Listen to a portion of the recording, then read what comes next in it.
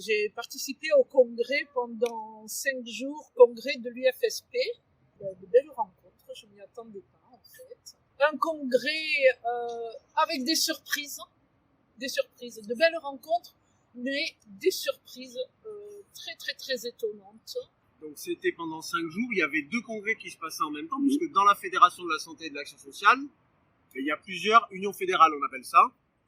Et donc on est organisé en fait plutôt selon nos styles de travaux, et nos financeurs aussi, qui nous payent, comment on s'organise.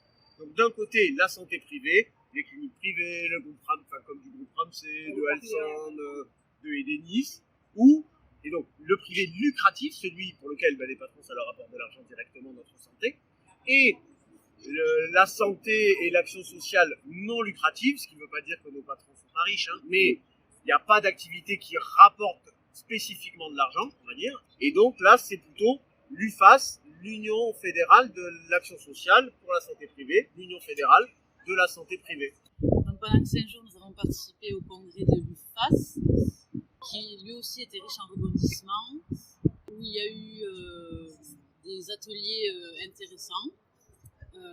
Sur la branche et la convention collective unique qui pourrait nous réunir en plus du côté de la santé privée non lucrative et du côté de l'action sociale. Oui, et également aussi sur la déqualification de l'information.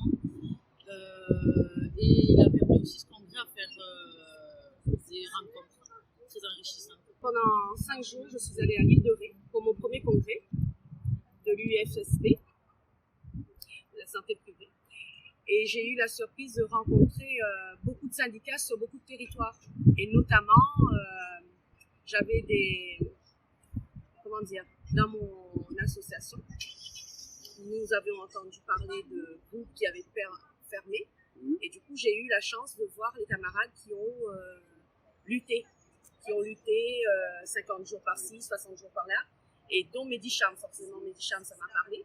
Parce que mon entreprise, on a racheté d'eux.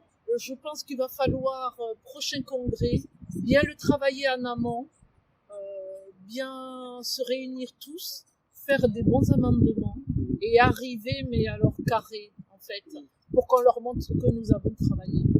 Voilà, c'est tout ce que j'ai à dire.